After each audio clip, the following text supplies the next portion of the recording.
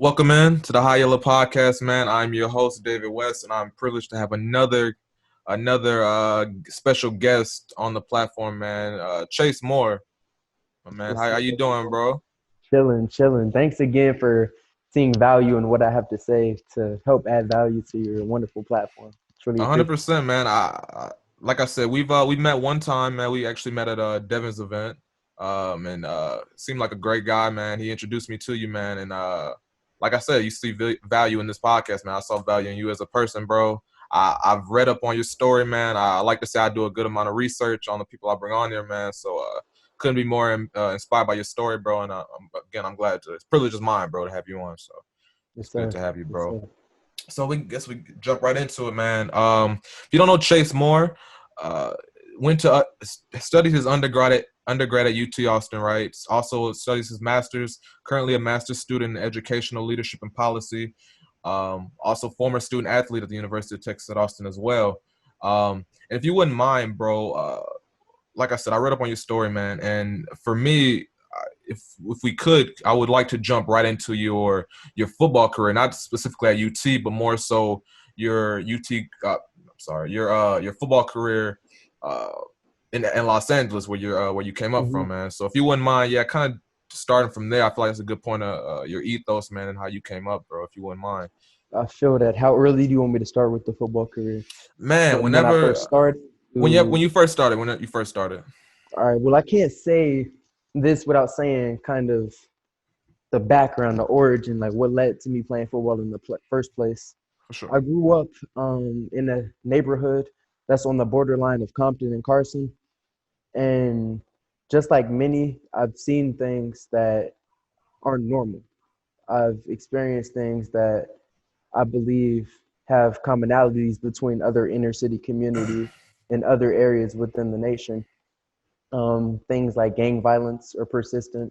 Things like being in a community with drugs surrounding it, being in a community with incarcerated parents, being in an environment with inequitable education systems, and so on and so forth. And I don't say this to emphasize or to try to give credibility to my blackness or anything like that. But what I do simply try to do is expose these stark realities that are going on. So, just like many, as a result of not having a lot of access to opportunities and resources, we realized that football would be a better solidified way to gain access to other avenues in life. So I started playing football at a really young, relatively young age, at around fourth grade, which I believe is around 9 years old, and it's pretty unique and pretty interesting because I wasn't playing football at my local community. I was playing football in South Central LA, and just like a lot of the preconceived notions that people have of South Central LA, is really like that. But we ended up being at a small park in the middle of South Central Los Angeles. And I played for the Southern California Falcons. And that was unique because I grew up in a single parent home, and my mom didn't have all the financial resources. So she always found other avenues to make us have a good opportunity. So the local football team near my neighborhood would have costed anywhere from 400 to 600 bucks off of a single parent salary. My mom just can't afford it, raising multiple children. So Snoop Dogg, the rapper, he had this crazy idea where he's going to allocate his resources as being a famous rapper, philanthropist, and actor. And he's going to allocate these resources in small inner city communities throughout LA and throughout Long Beach. So I found myself playing in the Snoop Youth Football League, which was Okay. subsidized. It was a subsidized fee. So instead of paying 600 bucks like I would have paid in the local community back home, I ended up paying around $100 for the first kid, which is my big brother, and then 50 Mm, bucks for the younger kid. And he just continued to be able to provide a platform and to provide some sustainable long-term activities for the youth. And I found myself mostly passionate about football. One, because it was sustainable and it was a way for me to constantly try to get out all my youthful energy. But two, because it was an opportunity to be surrounded around male mentors and male role models. And as an adolescent, like I said, I grew up without a father. And I believe that it was very important to surround myself with that male energy. And as a result of playing football and just going hard as I possibly could, because I was never the biggest, but I was the fastest. I would say I was the For fastest. sure. Worked hard, ran fast, and everything like that. Yeah. But I was pretty good. I remember one time I was on the All Star team for the Snoop Youth Football League, and we ended up playing against Snoop Dogg, the rapper. And I met him. Actually, I've actually met him a few times. Oh, One time, really? I was finna ask you about that. yeah, I've met Snoop a couple times. And That's he's crazy. still he's still a family friend of ours. I'll say That's beautiful, he man. has an even better relationship with my big brother. But anyways, played against Snoop, beat him and his son, which is a cool experience. We beat him another year in the Snoop Youth Football League championship game. So I had I saw the promise of football and what it could do to me. So then I went on, continuing to play in middle school, ended up playing again in high school, and it kind of, brought me here. It brought Yeah. me here.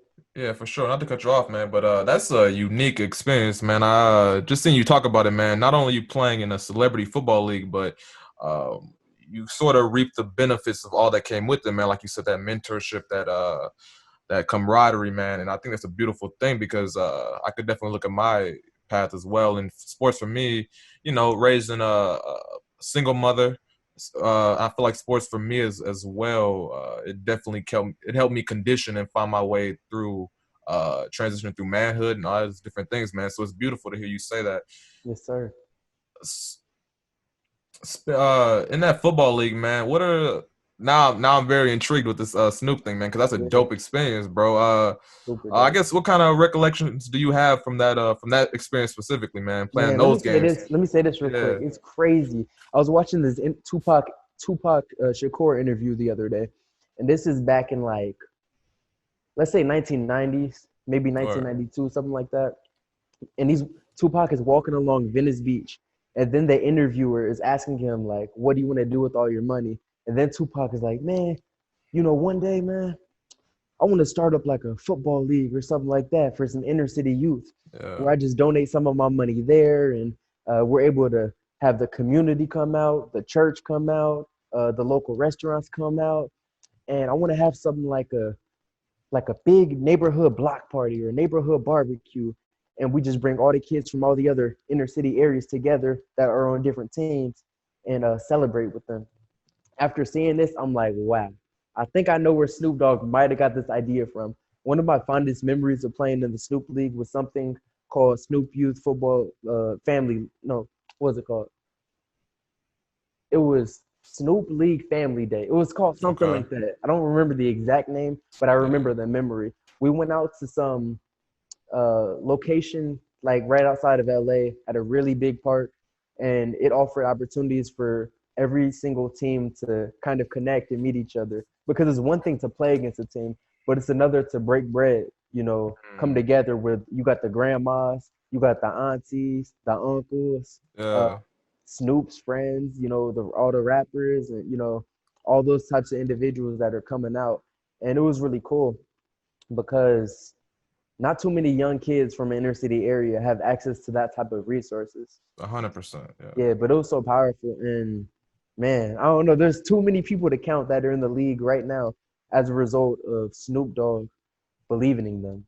If he didn't Mm. provide access and provided those opportunities, who's to say it would have happened? But that would definitely be a fond memory of mine. Word. No, that's mad dope, man. So so when did I'm sorry, what age were you playing in the league, you said? Around Yeah, I was playing in the league from about 9 years old all the way to to about this is 13. before okay, this is before high school. Because I know Oh you also yeah, played in high school. yeah. I played in high school. What was that like, man? Yeah, it's crazy, man. I came into high school. I came into high school 5 foot, 90 pounds flat, soaking wet, Mm, and I told myself that I'm gonna play one day for the University of Texas at Austin. I'm gonna play football there. yeah. Yeah, we Five finna foot get that, pounds, yeah. yeah. All right, we'll get to that then. But I All told right. myself I'm gonna do that essentially. Yeah, I yeah, was sure yeah. of that one.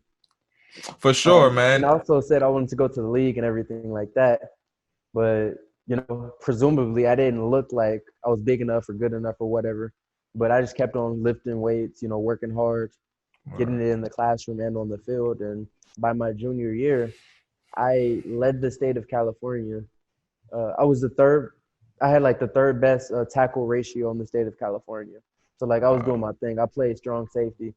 I put on a couple pounds. It still wasn't a lot. I was 5'6", 120 pounds for my junior year, but I Yeah. had like four Don't worry interceptions. about it, man. I was the same thing around Yeah, man. there. I had like four interceptions, 116 tackles. Word. Uh, man, in my high school team, we were all right, but we can't compete with all the other schools with resources because I still went to an inner Mm. city, school, but it worked out excellent, and it gave me an opportunity to play college football as well.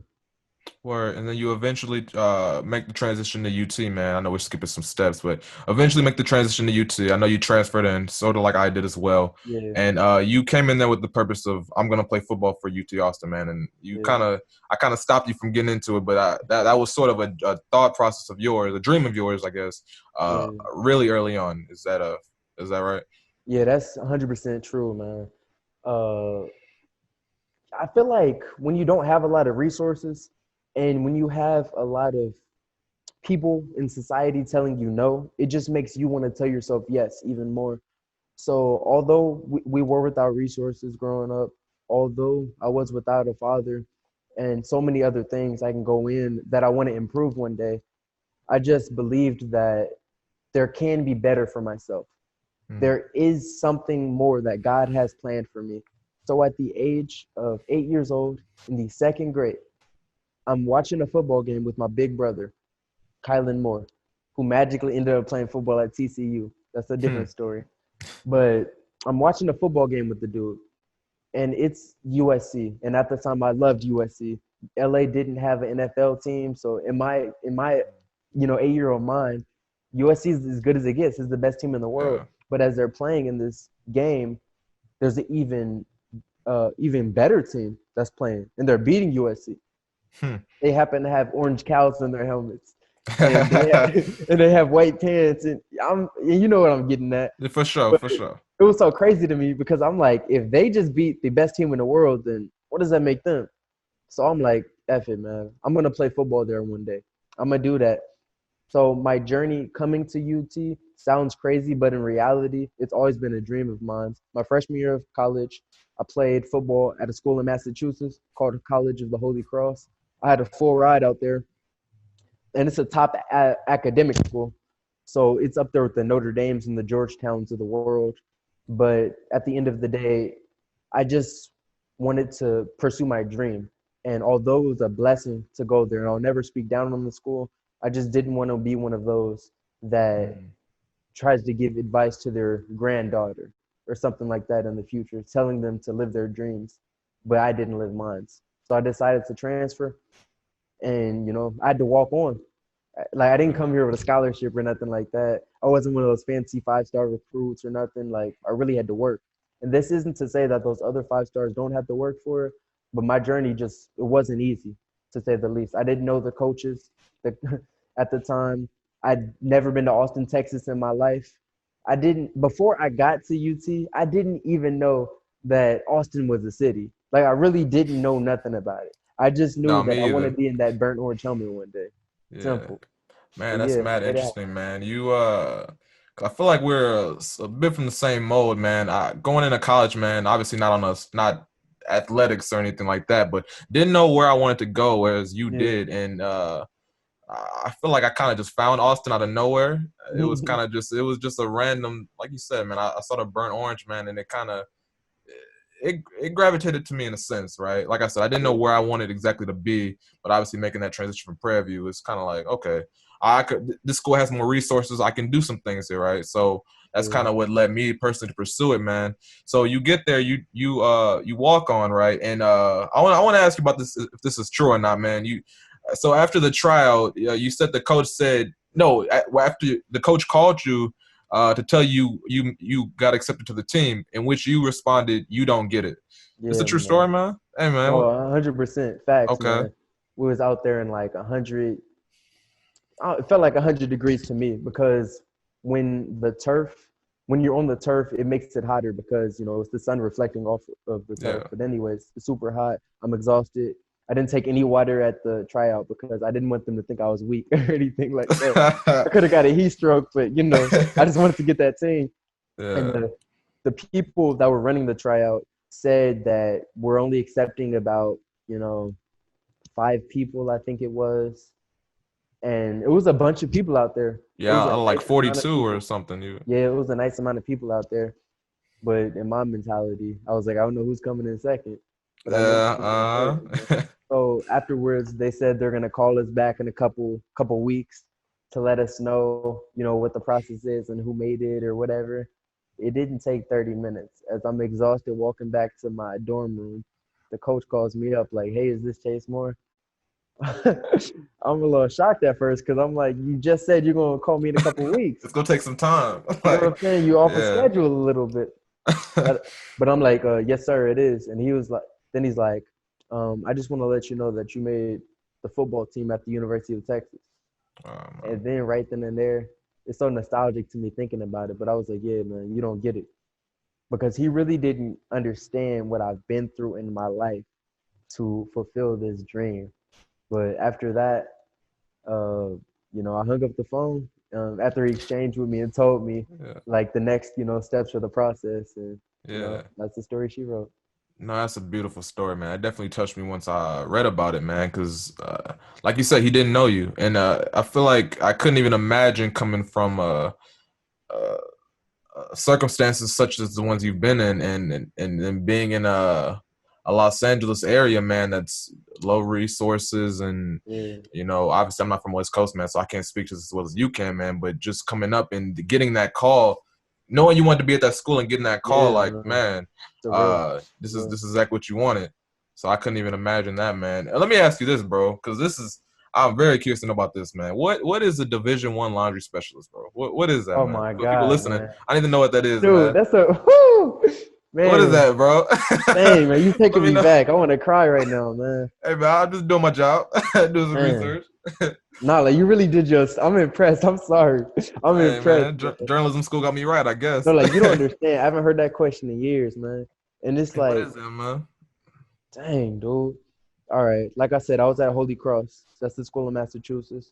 And I'd say I had a promising career as a football player there. But then when I decided I wanted to transfer, I had to collect some coins. I had to collect some cash, if you will. So I Of had to get a course. job where I go from, hey, Chase, man, we see big things from you. You're going to be the next man up. Or girls writing their number 30 at the time, on their cheeks at games for me Yeah. to sing me in the dining hall, like give me slaps and high fives, to not looking at me the same anymore because I'm no longer wearing a football jersey.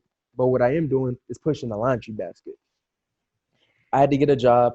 And at this time, Holy Cross had 27 sports, and my job was to do the laundry for all these different sports.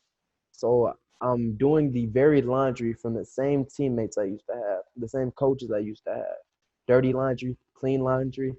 And it's pretty demeaning when you're walking down that hall and your old coach who recruited you to the school can't even look you in the eyes no more. It kind of hurts a lot. And Man. I got a little dark and a little depressed, but eventually I just and I used to wear a hood like to hide and hide myself. But then I took the hood off one day and I was like, yeah, it is what it is, man. If I'm gonna do this, if God chose me to do laundry, I can't just walk around campus sad and depressed like, yeah, I don't play football now, I do laundry. So I changed my mentality and I said I'm gonna be a Division 1 laundry specialist. I'm gonna be the best one to ever do it. And after changing my mentality, my spirits got up. I started getting in contact with other coaches around the country.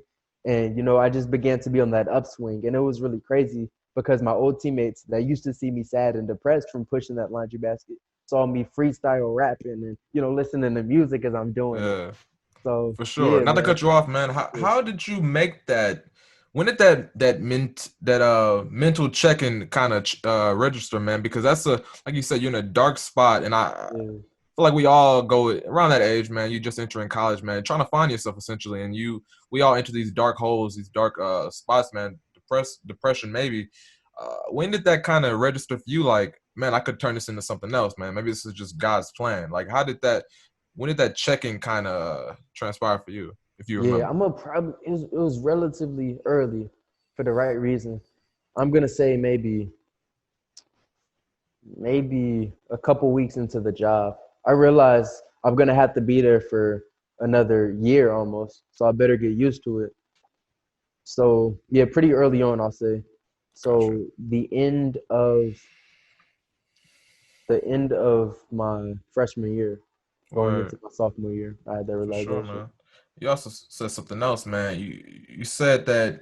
So I guess we're full. Let me ask you this, man. You finished the sort of stand on the timeline, sort of. You finish you.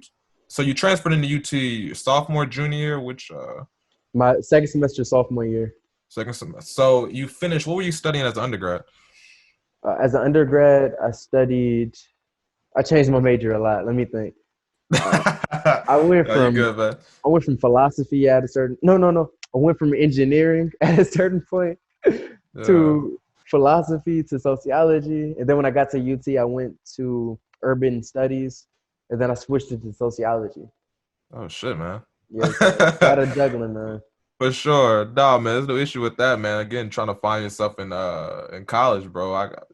It's crazy out there, man. But so you're going through UT, man. You did you play ball at all every year you was at UT, right? Yeah. Well, Okay. excluding graduate school.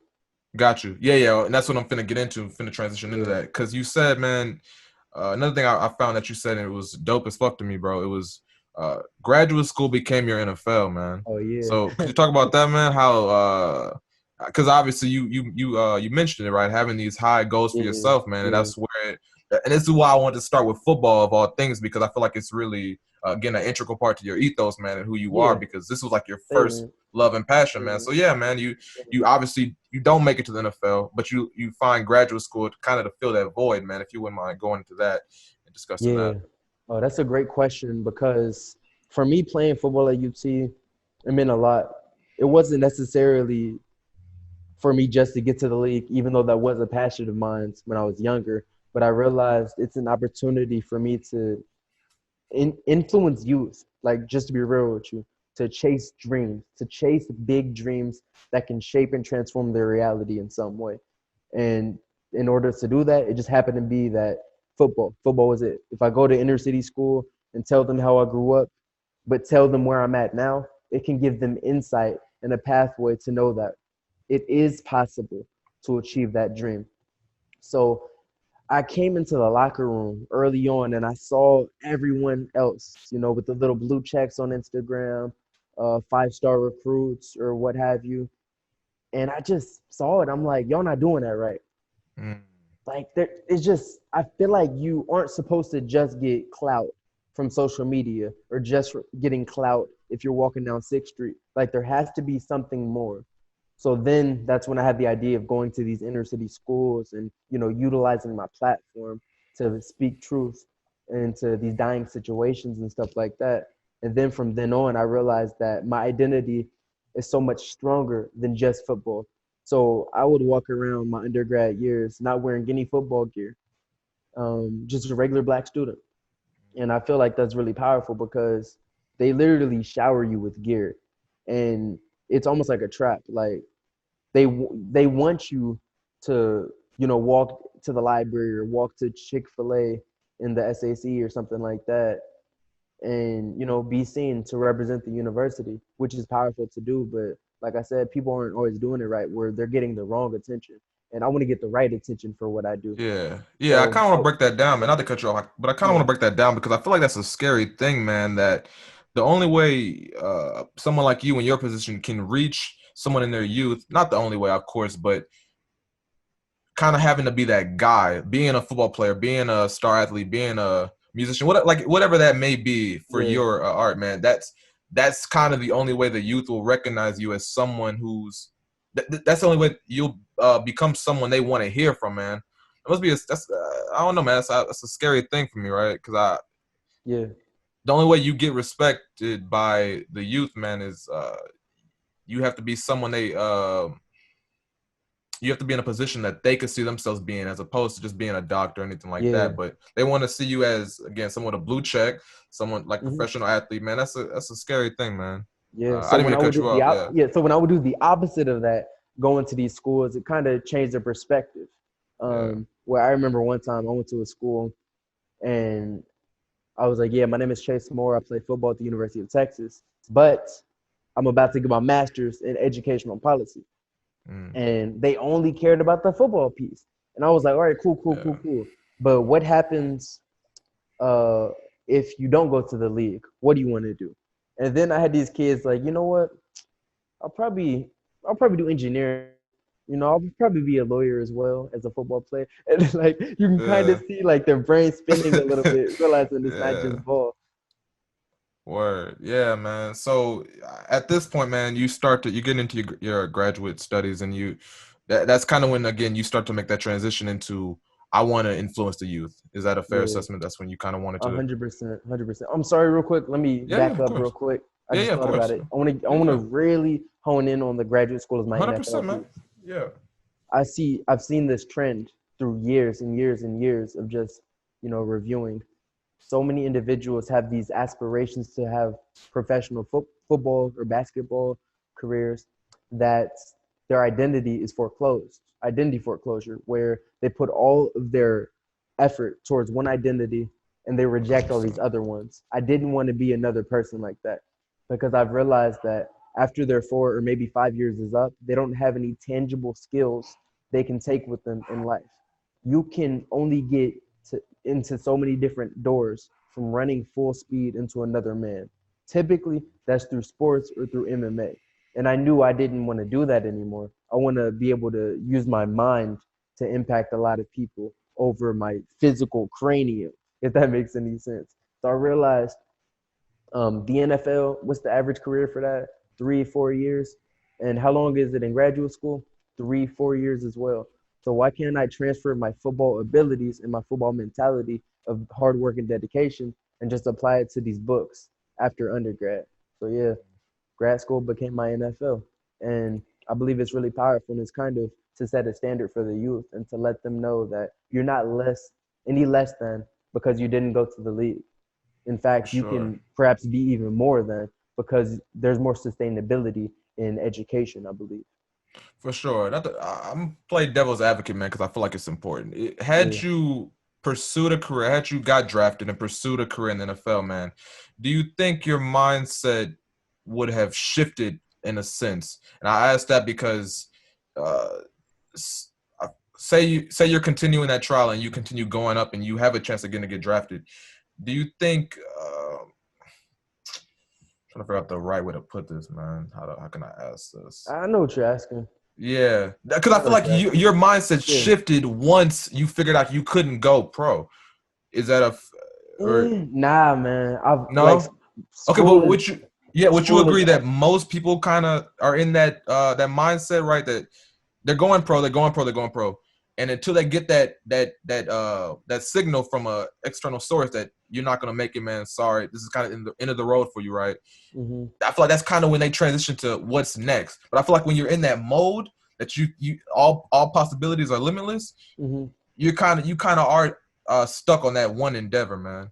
I Yeah, I don't feel know. like it I'm just not has a lot to do with your exposure and the stimuli that you're fed, like what people are feeding you. And if it's just football, football, football, then of course you're gonna only want to do that. But if other people are like, hey, football, yes, but how about you go to the Human Sweat Center for Black Males Power Hour meeting? Like you might get something out of it. So I guess it's kind of a challenge to those that might not be involved in sports or entertainment or other things that are just like one track minded and like really pour into these different people.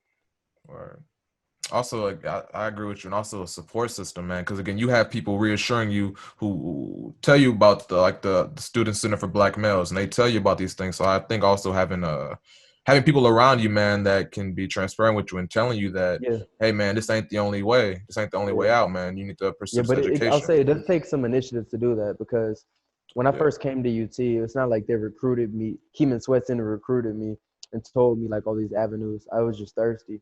So Mm. I feel like if you're thirsty and you're hungry, then you'll find where you're supposed to be.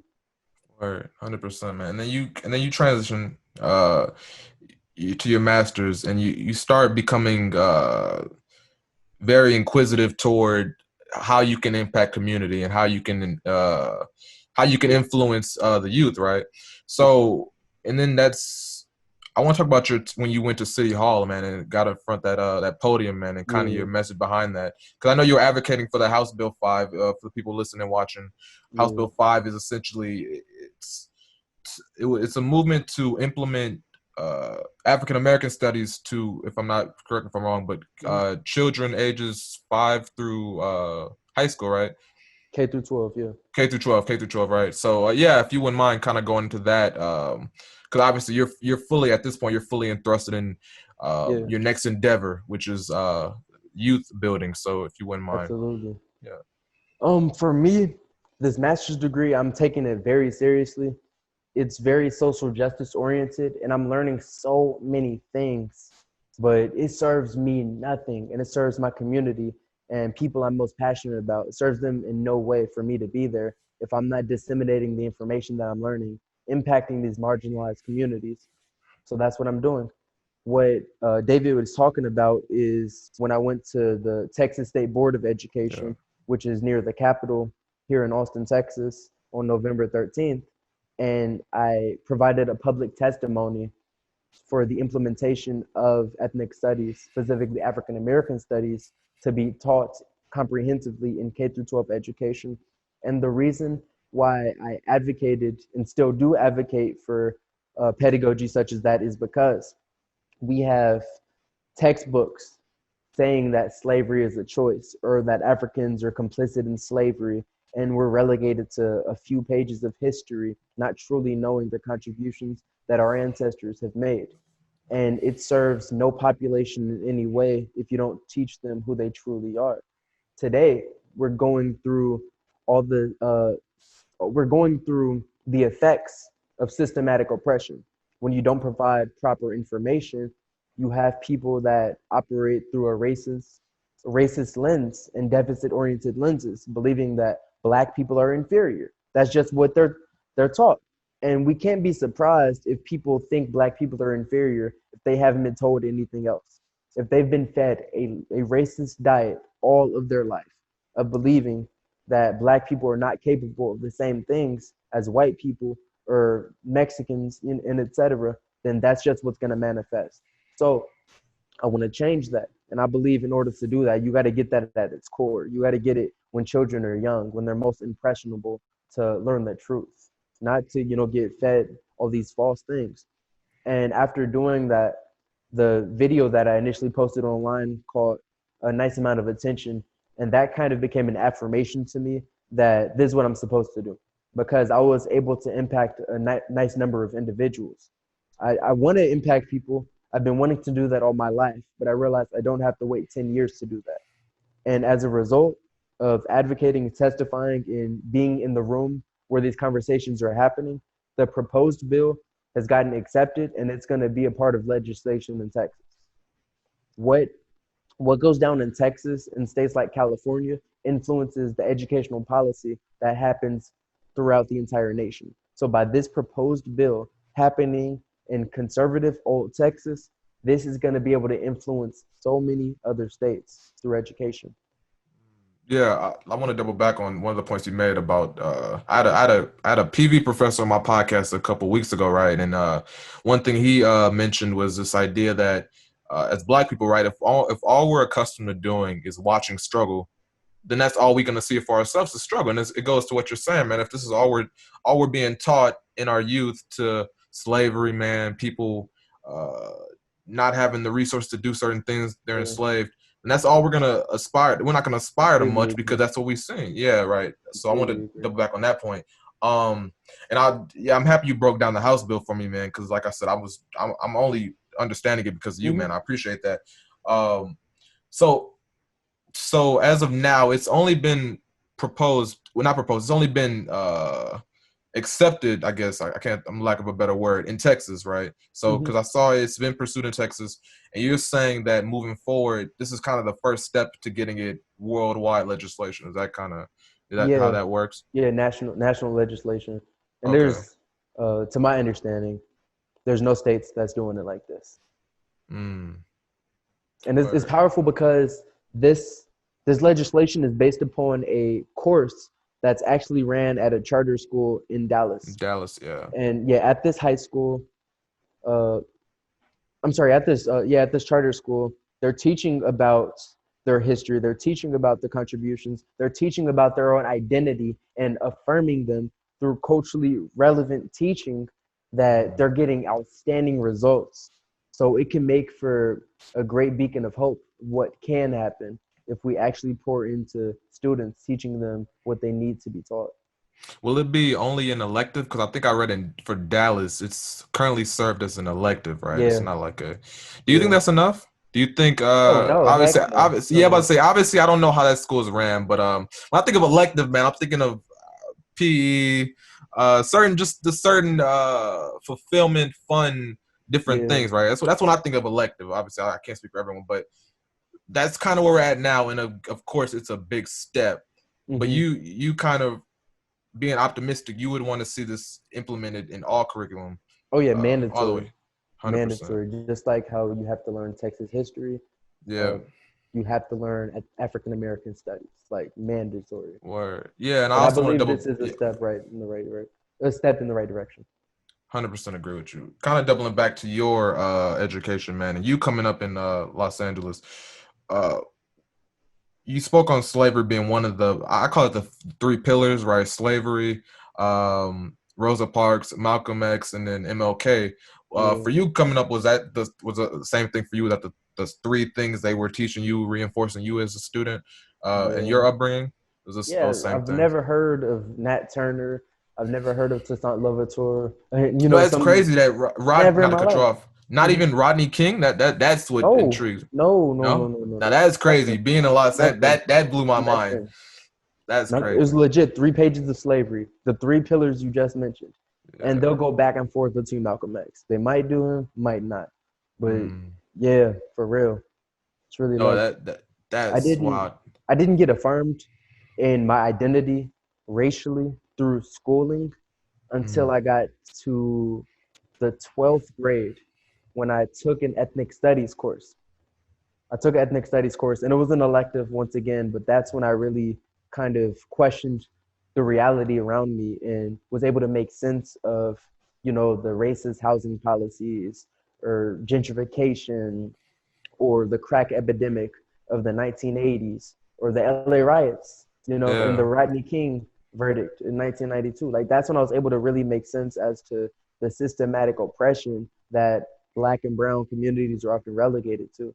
I believe that the reason that doesn't happen is because if you can't name a problem, you don't give it the power to be opposed, right?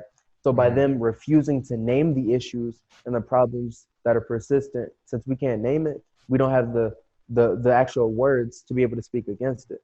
So Mm. it's just a tool that the powers at play use to silence us.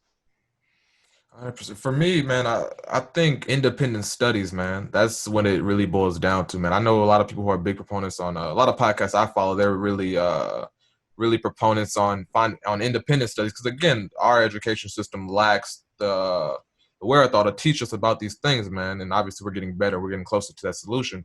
But yeah, I think independent studies. That's how I've sort of been able to educate myself on the Rodney Kings, the Nat Turners, and stuff of that nature. It was kind of through independent studies. So I guess for people listening, man, I feel like that's a beautiful way to pursue your interest in all various walks of anything, right?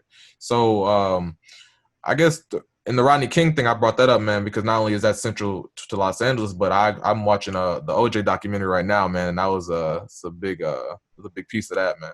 So uh, I think that's a good segue into obviously police brutality, man, and what's been going on as of late. Um, have you seen? Because obviously your platform, man. You're a former student athlete, man, and Yeah, you're very big on speaking your truths. And I feel like it's kind of starting to become in vogue to speak your truths on a certain delicate matters, I should say. And I feel like whereas you've kind of been that voice for a while, man. yeah. Have you I guess how student athletes in general, maybe not even just UT, but all together, uh, are you optimistic about the way we're being transparent on issues like this? Have you seen Yeah, sort of yeah, I've seen all of that, man. I yeah? can go from And I Drew feel like you have Brees. an interesting yeah, yeah, yeah, yeah. Yeah, you're a Saints fan, so I could.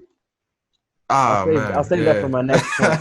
But what Okay, I really okay. want to say is that I'm seeing a lot of people that are taking these issues on that have been occurring since 1619 as another TikTok challenge or as Mm, another popular hashtag.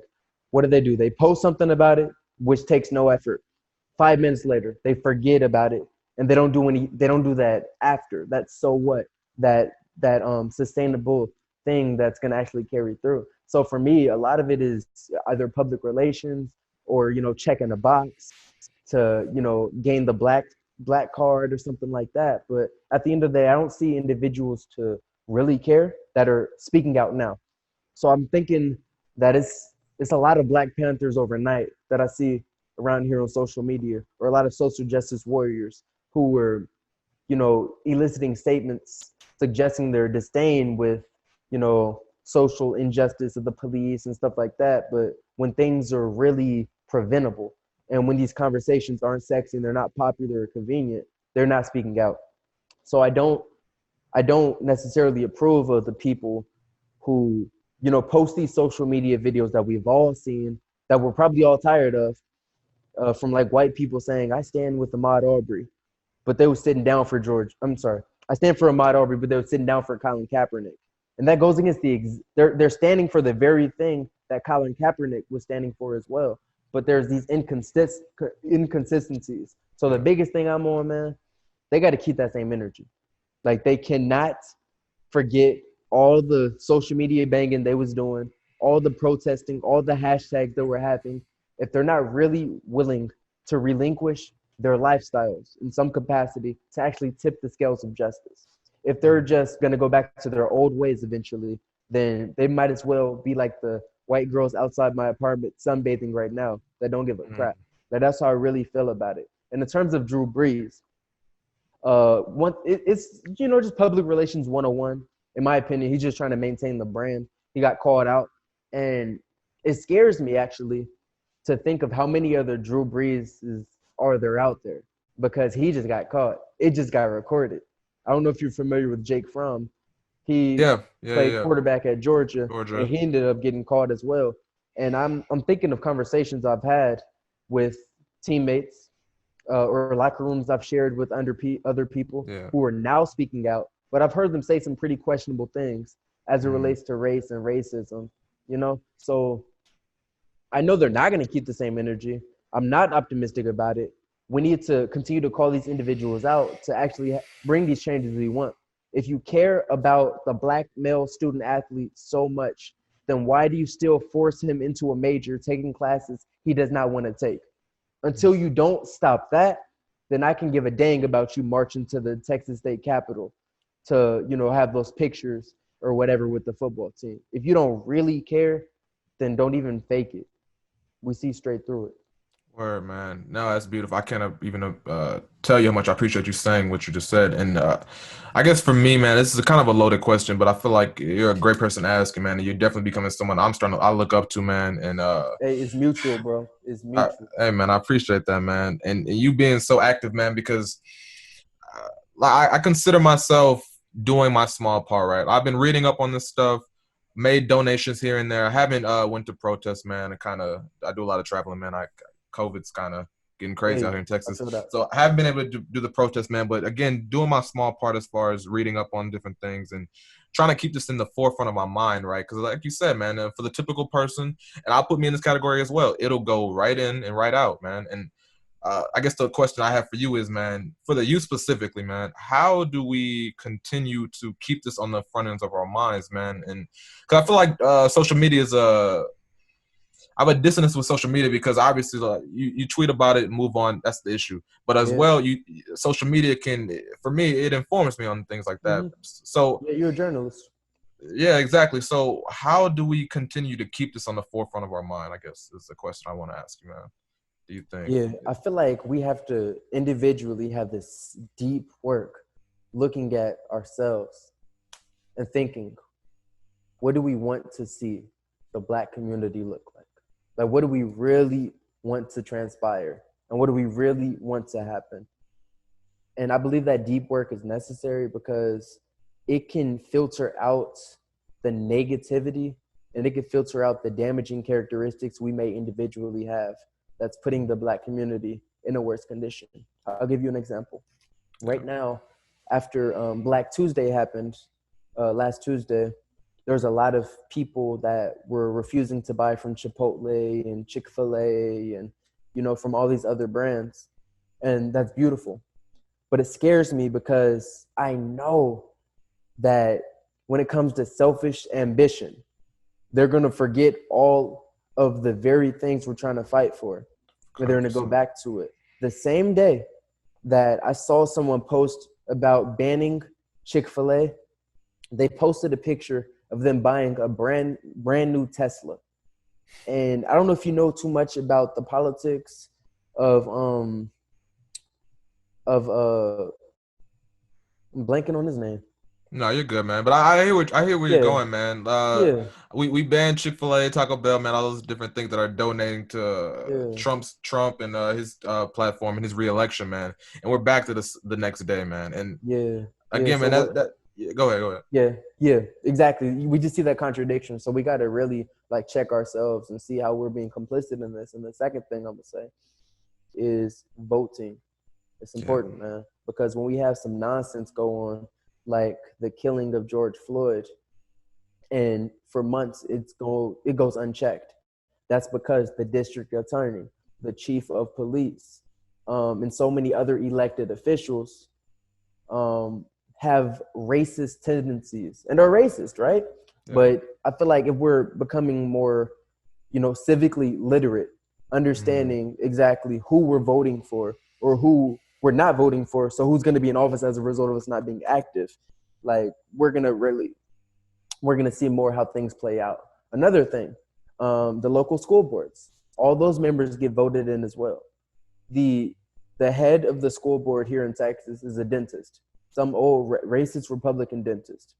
He's supposed to get voted in, but a lot of us, unfortunately, don't necessarily familiarize ourselves or show up to the polls to vote this dude out.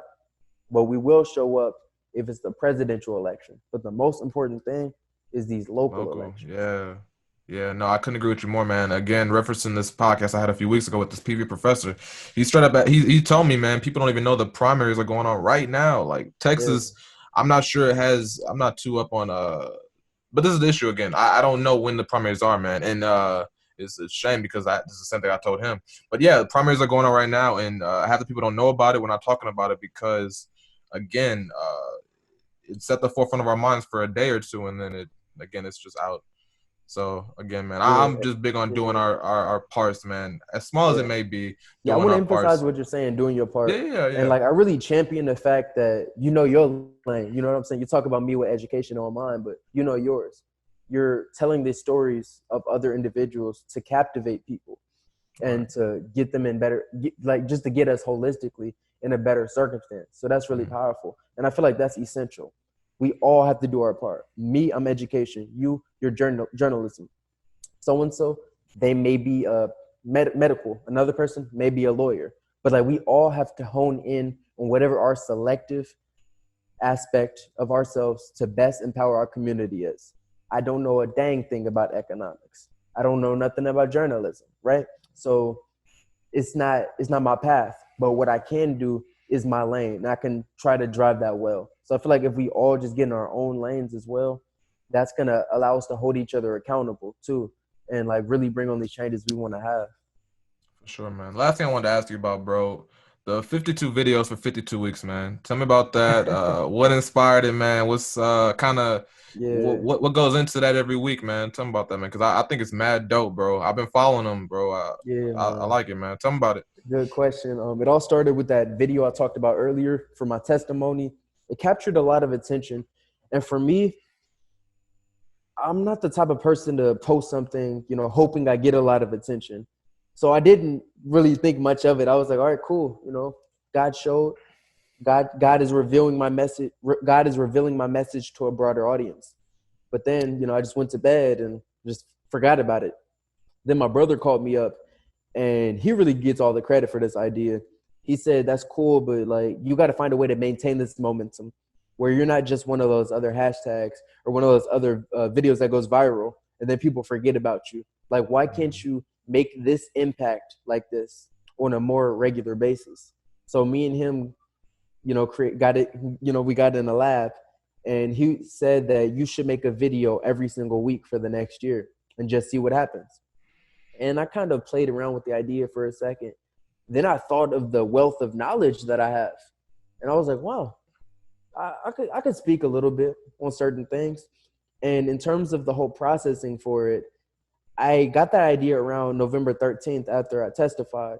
And then I sat on this idea for a few months, just planning, just preparing, pre-recording a few videos just to make sure I can get in this rhythm and Yeah, do it. yeah.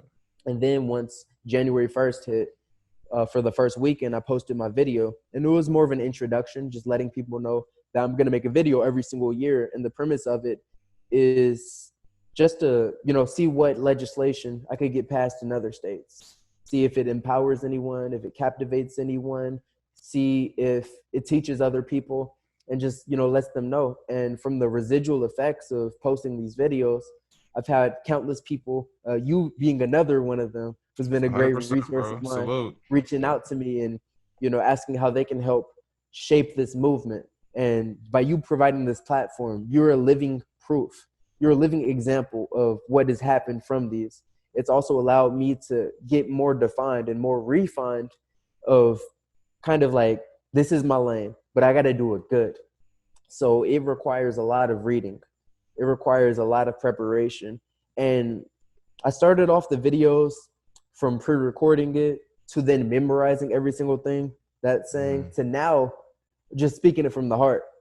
And that's the hardest part because you have to really know your information to be able to speak from the heart, unscripted.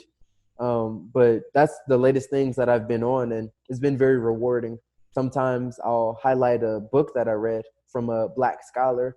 Sometimes I'll speak upon legislation that recently got passed. Like in Detroit, Michigan, for example, they had some literacy legislation that was a landmark case because they realized that it's racist of them not to provide adequate reading and literacy programs for inner city youth. So I'll talk about things like that. I'll speak upon situations like zero tolerance policy, which delicately tracks and delicately stalks young Black males, forcing them into the school to prison pipeline, getting less of them into college and more into prison, right? So I'm just speaking upon all these other issues and trying to, relate it to what's currently going on. I find it very important because this isn't the first time unarmed Black men or unarmed Black women have been murdered. We're also murdered in the schools every single day.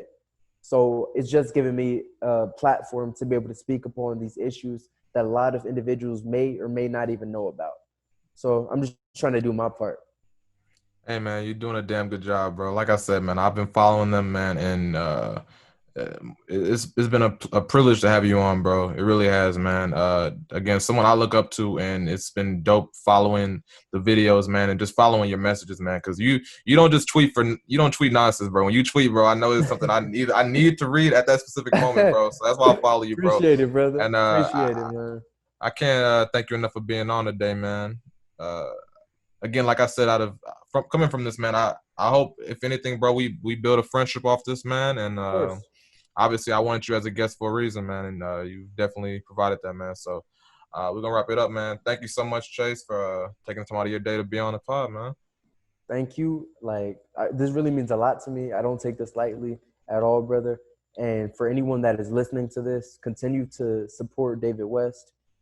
He's an incredible young man, very, very bright future. And this is just his way of paving his lane to help uplift the Black community. So if you listen to this, please share it, please like it, and continue to spread the word because David West is coming.